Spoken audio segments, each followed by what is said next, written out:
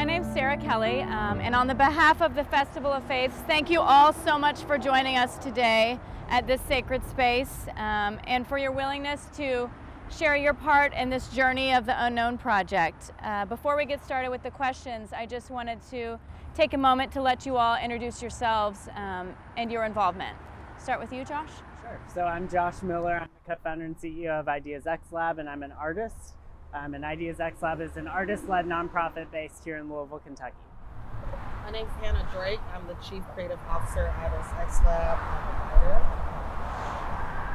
I'm the founder and CEO of Roots 101 African American Museum that had just the pleasure of working along with the Unknown Project. I'm Dave Caudell. I'm a sculptor here in town, and I partnered with William Duffy here to do the creative work on the benches. Yeah. William Duffy, the half of the project, an artist, and I've been working in the Louisville area for, I'll just put it that way. Great. Well, I guess we really just wanted to start at the beginning and why we're here. So if you could just tell us a little bit about the Unknown Project and the inspiration behind it. So the Unknown Project is a series of art installations and experiences to highlight the names and stories of Black people that were enslaved in Kentucky and beyond. And the idea from the project surfaced when I visited the National Memorial for Peace and Justice. And they have pillars. It's in Montgomery, Alabama. They have pillars with the names of people that were lynched. And in order for your state to be listed in this museum, your state had to lynch over 100 people, and Kentucky did. And I believe 8 of the names listed in Kentucky were unknown. But unknown was etched on the pillars throughout the memorial. And that just stuck with me, that someone could exist and live and breathe and they are now recorded in history as unknown. And that was kind of the impetus for the project. And Josh, it's like, well, what do you got going on? And I said, well, I have this idea of this project. And at the time, Fraser Museum had approached us, and they were doing some work around Thornton and Lucy Blackburn, who were an enslaved couple that escaped to freedom and made it to Canada. And I'd never heard of this couple before, and I was curious how many other people existed that I simply didn't know. And so that's kind of how the whole thing started, and immediately, I mean, we can't tell this story without bringing in Lamont, the founder of Roots 101. So it was Lamont from Roots 101 and Fraser Museum and Ideas X Lab all kind of got together and thought, okay, how do we bring this project that was just kind of a random thought to life? And so that's how it all happened. Well, Lamont, we'll get to you in just a second. Tell me a little bit more about Ideas X Lab and kind of the broader mission and how this fits into that. Absolutely. So Ideas X Lab, we started over 8 years ago. We've been artist run the whole time, and thinking about how we can use arts and culture to support and impact community in a positive way. And so over the years, we met Hannah in 2014, started working really closely together in 2016, but we've worked in Natchez, Mississippi, where the second largest market of enslaved people was. We all went with a group called Roots and Wings. Hannah was a member of that, to Senegal, West Africa, to Gorée Island and the House of Slaves, looking through the door of no return. Got to witness the artist going through a Senegalese naming ceremony. So really thinking about how important names and that heritage is to how we connect a place and to each other. And so it's really been all of those different facets of work. How can we champion inclusion and belonging through creativity, art, and action? When Hannah had we had been to Senegal and Natchez, done work here, one of the most segregated cities in the U.S. Hannah had gone to Alabama, the Fraser. All of the pieces were aligning. Roots 101 was opening, and we really had seen how, through a variety of artistic mediums, through sculpture, through experience, through installation, we can help reconfigure and kind of evolve people's relationship to place, to each other, bring forward these stories. And so we didn't understand how timely it was. We started planning before last year with Breonna Taylor's murder and the protests. And so it really just came full circle that now was the time to collaborate on an effort like this. Okay. And discuss the various components of Unknown Project. What exactly will it entail when it's all said and done? You want to take this one or you want me to? You can. Okay. So Unknown Project is an ever-evolving effort. So as we initially conceptualized it for Louisville, Kentucky specifically, the installation where we are on the Banks of Freedom is the first public art installation. You can see, and we're going to hear more about the benches and the process for that from Duffy and Dave soon. But one of the things on the platform are these footprints. And so the footprint is the symbol of the project, people being on this journey towards freedom. And so the next public art installation going in 2022 will feature these footprints, which are from Black Louisvillians, sandblasted along almost a half mile, sandblasted and painted along the river, as if enslaved people were walking to this site about to cross to Indiana. So those will be the two public art components. We'll have exhibits in collaboration with Roots 101 and the Fraser Museum. We'll have what we're calling the Floating Reconciliation Experience aboard the Belle of Louisville. So inspired by that trip to Goree Island. It's being created through a device process with community members. And then we'll also be launching a website that has the main focal point of it will be a map of the U.S. where people can share the names of enslaved people, important locations and stories. And those will populate on the map so you can actually delve into those archives. And that'll comprehensively be something that people can experience to really spend some time thinking about and reflecting on this history, and then hopefully contributing information, stories if they have it. Wow. And so Lamont has been involved with Roots 101 with this project from the beginning. What is the mission of Roots 101? Well, our mission is to tell the story of the journey. Unknown Project is telling the story of those unknown, but the history of African Americans is unknown in this country. What I say is that we're descendants of kings and queens that have been enslaved in America. It's telling the story, the factual story of our contribution to America. We also say that we're descendants of kings and queens. When we say we're descendants of kings and queens, that leads off to we're the bulldozers for bulldozers, jackhammers for jackhammers, and engineers for engineer degrees, which meant we helped build this place. So our story is about telling how African Americans helped build America, and it's a story that we do not know. Right. And so when you were first approached about this concept, what was your reaction? I fell in love with it because when Hannah approached me and Josh, it was a perfect mix for it, but it's the perfect timing. What was going on with Breonna Taylor, what was going on with our city, it's like neither one of us could orchestrate the time. And when you do that, then you know it's bigger than you. And it became bigger than us because it was the right moment in time to tell the story in time. Well, that's a great point. The timing of this project, do you think that kind of put it on a faster track? I think we always knew for this particular aspect of the project, we had set the date a year before we knew it was going to be Juneteenth. But of course, we didn't know COVID would be happening, or certainly Breonna Taylor or George Floyd or Ahmaud Arbery. Of course, none of us anticipated any of that. I think it was just the way it aligned perfectly, which lets me know it was supposed to happen. This needed to happen in this city. And I think we were adamant about that before Breonna Taylor and the protests. Like, this city needs to acknowledge its role in slavery. This city and this state really didn't technically or formally make a decision like Union or Confederate, but it was a slaveholding state, so that's the decision for me. You know, the decision was made. Kentucky profited from and still does profit from slavery because of its relationship to the Ohio River.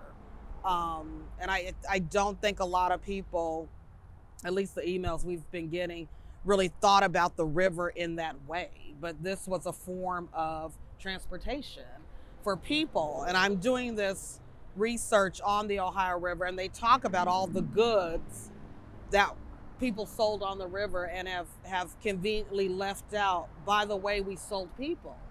And we used the Ohio River to transport people down to the Mississippi and down south. And that, you know, that's history. That's what happened. And it's something that Kentucky just needs to acknowledge, because that's what happened. Right. And so obviously that speaks to the significance of this site. Why this site in particular, though, at this location on the banks of the Ohio? You know, even this site, you know, I just think it was divinely orchestrated. We came down and looked at a lot of areas down at the waterfront, and the actual site where they believe enslaved people cross is in Portland, in the neighborhood of Portland, but it is inaccessible. And we wanted certainly an area where everybody would have access to it. And so we came here and we thought, okay, this is it. Well, as it turned out, and we didn't know at the time, they're doing the construction. And this just so happened to be the one spot that they weren't going to rip out and change. And we were like, how did that happen? Well, success. Like we aren't, at least I'm not for sure, not that smart to have done that, you know? So I think it was just divinely orchestrated. And we wanted people to certainly sit here and be able to look across the river, and you see how close it is, how close freedom is, and to sit here and reflect and look and see that if you could just get on the other side of the water, you could have a chance of a completely different life. Right. And you mentioned that this is a history that is largely unknown. Who are you hoping to reach, and how are you planning to do that? I mean, do you think that getting young people, you know, here and experiencing this is important? There's a few different ways that we're thinking about that, and part of it gets all the way back to when I think it was plantations and Natchez, where when you asked where are the slave quarters, they would either have demolished them or converted them into the offices. So how are we preserving the spaces that exist and identify those and put a name and a story to that? So that's part of it, those locations. How do we invite them to be part of this? But as soon as we went in, we started planning for Unknown Project in 2019. And one of the first places we went to was Freedom Land Cemetery in southern Indiana. And there's over 300 unmarked graves. They're now marked with numbers, which was done by a group of students. But we posted the photos on Facebook, and someone messaged Hannah and they said, oh, I saw you went to this place. I looked into my family history. These were the documents I found about my a relative that was enslaved. And then someone reached out on Twitter and sent a will. Someone reached out, they had looked in their family archives, or not their family archives, a book on their bookshelf, and there was a list of 50 names with birth dates of people their family had enslaved. And so a huge piece of Unknown Project is this is a space for people to contribute that as part of history. We're not here to try to shame families for that past, but saying by giving that information, by making it public, you're helping people understand who they're connected to, what our community was built on, who was a part of it. And we just did Give for Good Louisville, which was a 24-hour giving day. And Hannah hosted a coffee here, and someone came to tell their story about their family owning slaves in Glasgow, Kentucky. So that's just some of how do people contribute and give back. And then of course, how do we get students to come and to learn with this as a kind of living educational space as well. Right. And I wanted to talk a bit about the installation itself, and Mr. Duffy, you know, what your inspiration was and what the meaning is of what we're seeing here.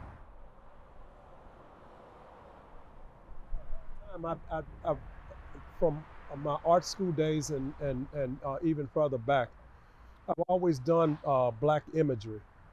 So this was actually a boon to me to be able to participate in this project. And I was approached by Hannah to participate in creating some sort of memorial to commemorate those that have crossed over to the other side. And so I had not had a lot of experience in public works, although I have a few works around. So I immediately thought of my friend here, Dave Caudill. We went to art school together. Although he was a couple of years ahead of me, we had always sort of shared a bond. I can't really explain, but I thought,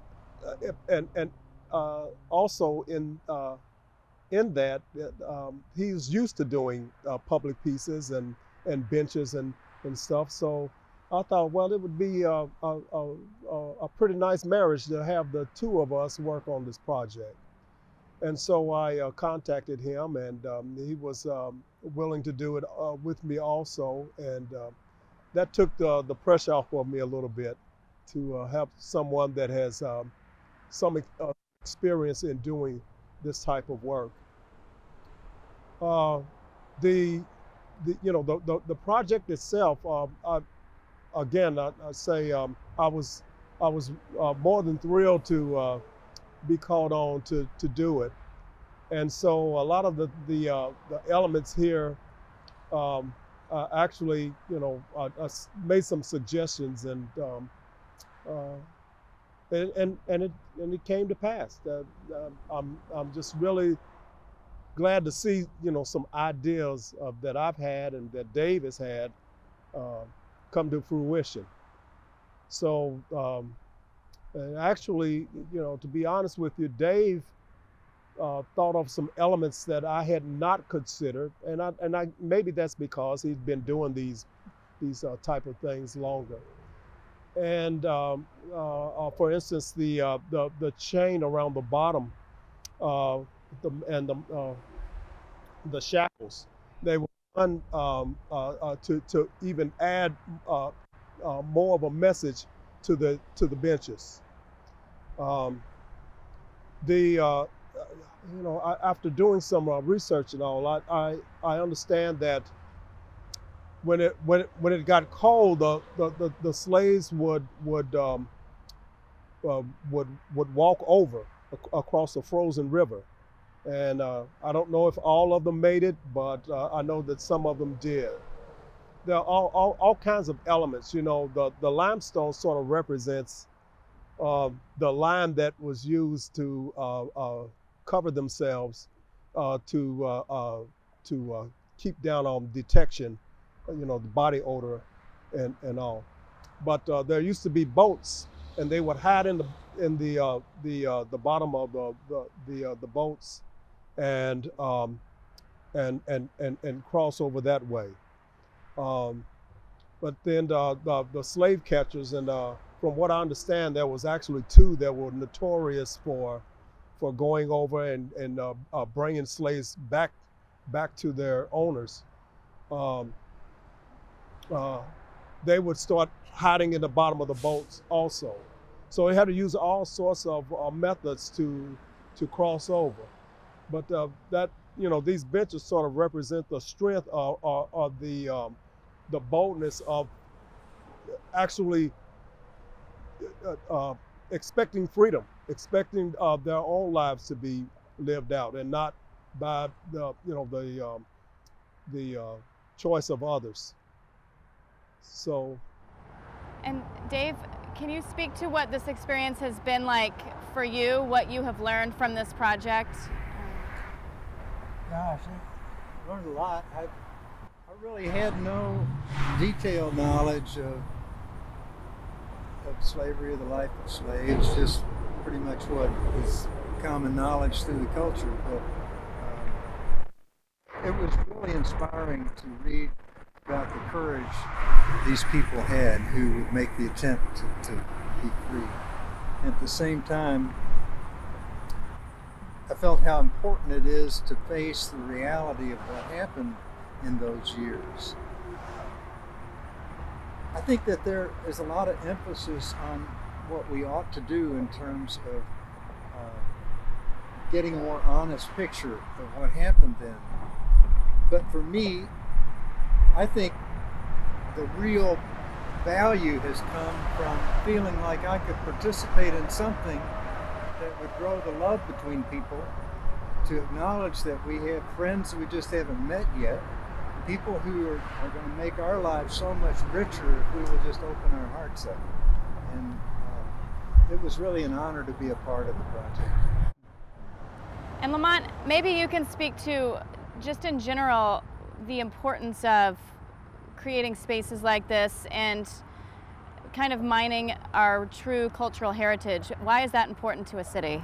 What's important to a city is important to a country. We always say becoming better ancestors, and we challenge everyone to become better ancestors, because when we're better ancestors, we'd be better people. We'd be better America, right?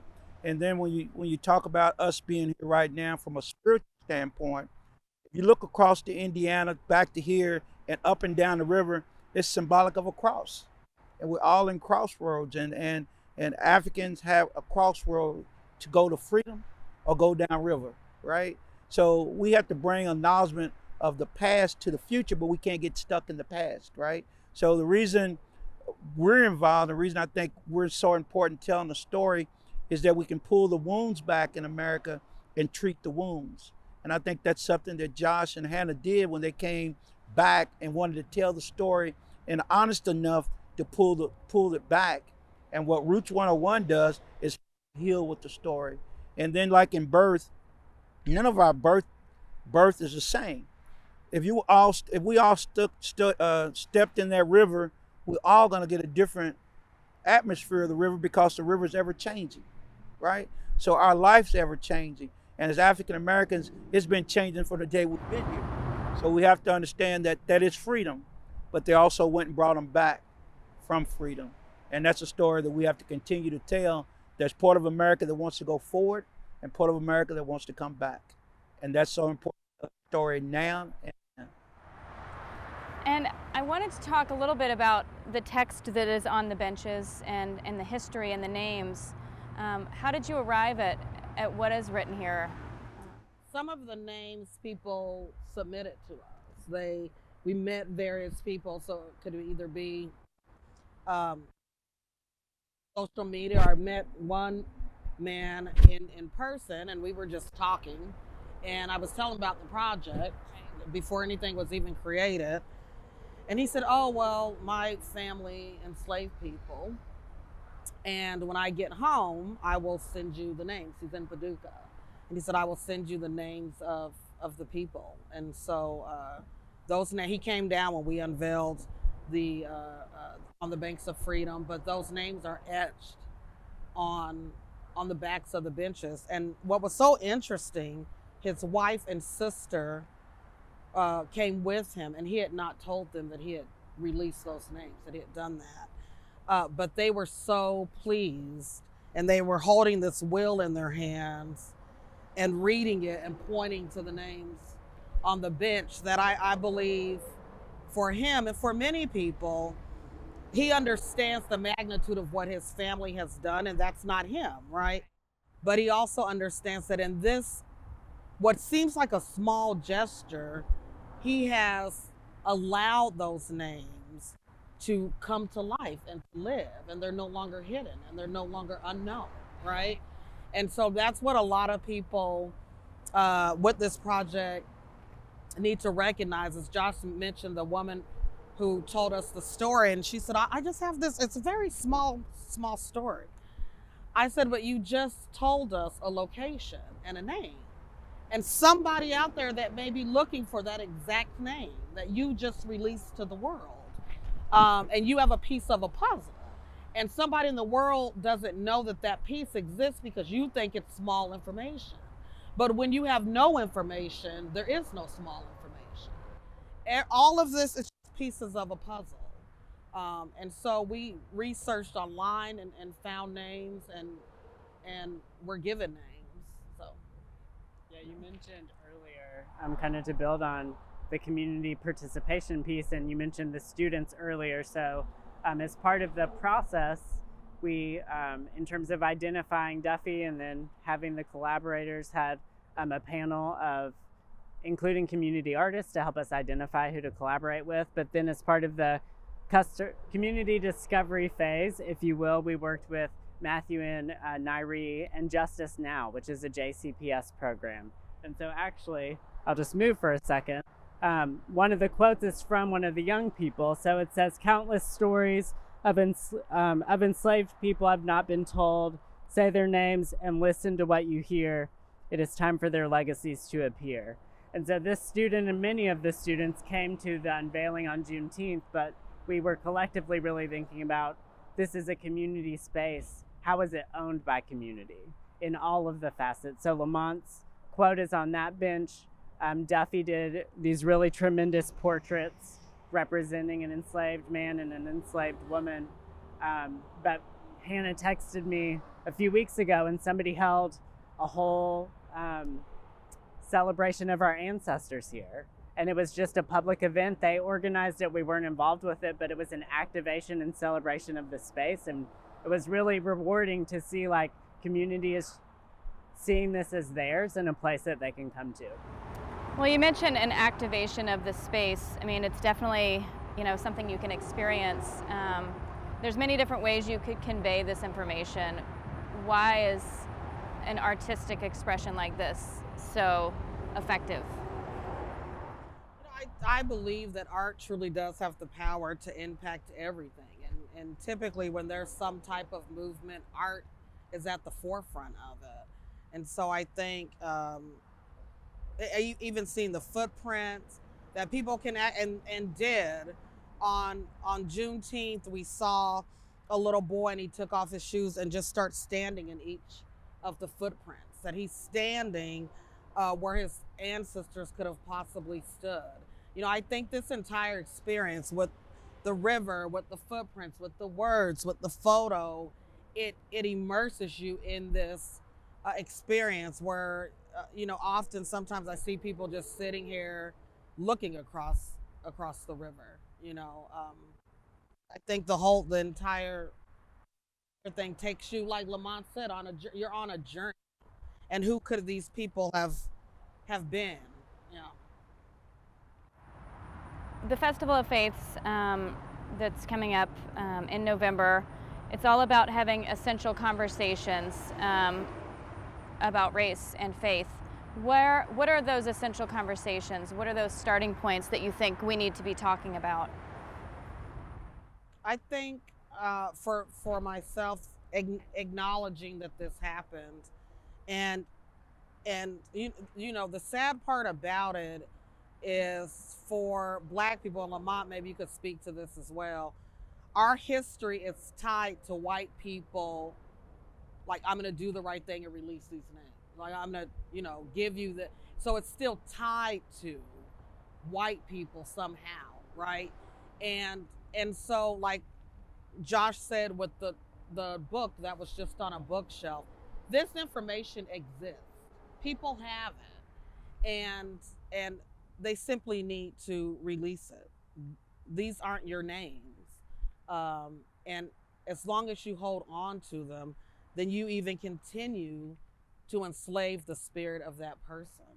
And so it is my hope that if people have the information, simply release it. And it's, as Dave and Duffy mentioned, it's this reconciliation that you can release yourself from carrying that, right? And you're holding on to it because you're ashamed, right? But it's 2021 and nobody thinks you enslaved anybody. But the shame of it is what you're holding on to. Is why you keep the information. But the shame isn't in that. The shame is in knowing, and then you're not saying anything. And many people have the information, and this, we hope, is a tool for you to release it. And it's okay. It will be okay. Yeah. Would you like to add to that? Yeah, I'd like to add to it. I think what Hannah said about, even in doing, we're still waiting on approval from white America. And that shows you where we are even in 2021. Financially, what we can't do, politically, what we can't do. So this has been, to me, an eye-opener of the past, but it has to be a kindling of the future. We have to change the past to get to where we need to be. And that means, like, for me to start a museum, it's only gonna work if white America gives money to help it work, right? It's only gonna work if white America feels it's a story worthy to be told. And that's what we have to go from the banks of the river to the banks of a community to change this community. And we have to speak to the inequalities that come from making this statement, because just identifying slaves does not change our community. It may brighten the education of our community, white community and black community, re-educate white America, educate black America at the same time. But the shift has to change to there's some equality to this thing. And I think that's what Hannah and Josh open up, is that even though we're pulling out names, what's next? What comes from this next to truly change this community? Absolutely. Yeah, I think I would add maybe just to what Hannah and Lamont have said in terms of once stepping in, knowing you may be very uncomfortable in the conversation, and that's to be expected. And I am not, as a white person, going to understand what it means to be black in America. And we've even talked about if there were a time where I needed to not be part of the project, like I have to be willing to step away if my presence isn't serving it. So thinking about how, as a human being and as a community member and someone who loves Hannah and loves Lamont and loves Duffy, how can I be supportive in driving the change that Lamont is talking about? Yes, we want public spaces, but we want a community where Hannah gets to live freely and Lamont gets to live freely, and recognizing the history, stepping into the conversations, and then being willing to challenge each other to say, what if we operated differently? What if we looked at this as a system differently? And for many people, that takes a lot of time. So that's why as we talk about the arts, Duffy and Dave did a really great job of even like the touch, right? The sensory experience, because it takes some people years. We're planting, and I think you normally say like we're planting seeds, and we may not even see the trees or the fruit of that labor. And so this is kind of some of that foundational work. And it's been really enriching to have collaborators like Duffy and Dave and like Lamont and the Fraser, because collectively that's how we can make that change. And I think we all have to be uncomfortable to become comfortable. Mm-hmm. I think that's what this does. It brings the uncomfortable moment, but it brings everybody to this uncomfortable moment. Now, how can we become comfortable and move forward? I think that's what this represents. I think one of the things that it's sort of getting the ball rolling is also these taking down of the Confederate pieces around Louisville and all over the country.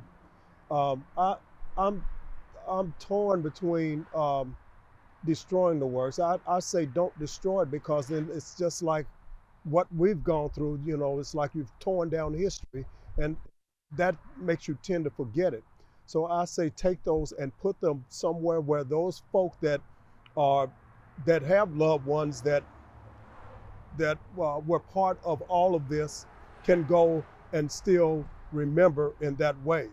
But they do not need to be in a public setting anymore. It's time for more of these type of projects to take place. I am involved in a couple of more projects that are doing this. One of the things that I also have come to realize, and I really didn't think about it in all these years, is that basically the majority of those Confederate sculptures were up on high pedestals and stuff. And when you look at a lot of things that are taking place now in terms of African American sculpture, it's on ground level, and that tells me it's like So we were to assume that we're placing these figures, you know, to be viewed as like sort of like gods, but our work is not like that. My work is not like that. My work is normally sort of ground level, and that it sort of gives an impression of reaching people rather than reaching up, but on a eye-to-eye level. You know, I want to see you eye to eye rather than looking up at something. Which brings us to this space, and hopefully many more people will experience this and have conversations like this. And we are very grateful for you all coming here today and inviting us to this space and creating this space. And we absolutely look forward to continuing these conversations. So thank you all. Thank you. Thank you.